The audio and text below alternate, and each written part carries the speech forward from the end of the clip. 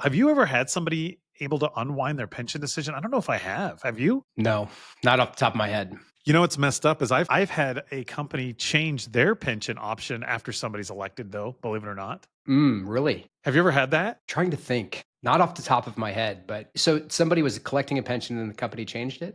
Yes. Yes. I had a client that was getting an annuity payout from their pension, and the company decided to get out of the pension completely and offered a lump sum buyout and basically gave that person a lump sum because they didn't want to have a pension anymore. Ok. But here's the deal. Here's the core pain point in all of this, Corey, is that I want our audience to ask themselves, what if I make the wrong call and you can't undo it? Mm, So even though the pension or the company may be able to switch, which is very rare, like you said, you never come across that in 15 years of doing this and thousands of meetings.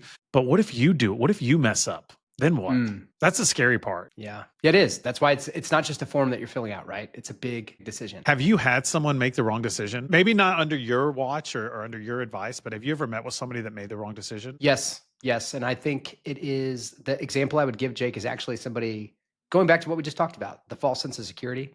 Someone that has taken a lump sum pension, that maybe that's not what they made the most sense for their financial plan or for their spending patterns or their spending habits, where, a big lump sum of money comes into an account and then it just starts getting spent down from there.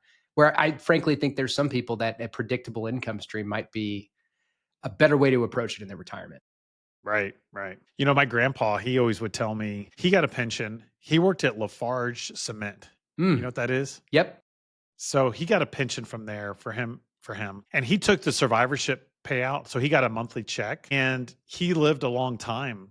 And so we would talk about this occasionally about how he should have taken the single life, but he didn't want my grandma to be without an income stream. So mathematically, you could suggest, and we talked about this, mathematically, you could suggest that he made the wrong decision. However, he needed that insurance. So we both agreed that he didn't make the wrong decision, but mathematically, he might have received more income if he took the single life payout. I remember talking to them about this years ago. I would argue he made an informed decision, though. Like he made the right decision, even though it didn't math.